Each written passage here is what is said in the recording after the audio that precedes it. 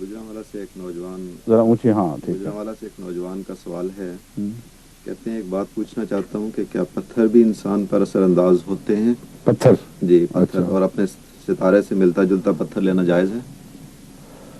ستارہ کون سا ہے ان کا؟ عجیب و غریب باتیں ہیں. انسان پر تو آج کل انسان بھی اثر انداز نہیں ہو رہا.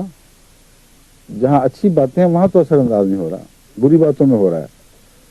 تو اگر یہ رجحان ہے تو پتھر سے تو پھر پتھر دل ہی بنے گے آپ کے. یہ توہمات کی باتیں ہیں. قرآن کریم انسان کی اصلاح کے لیے کامل کتاب بن کے آیا ہے.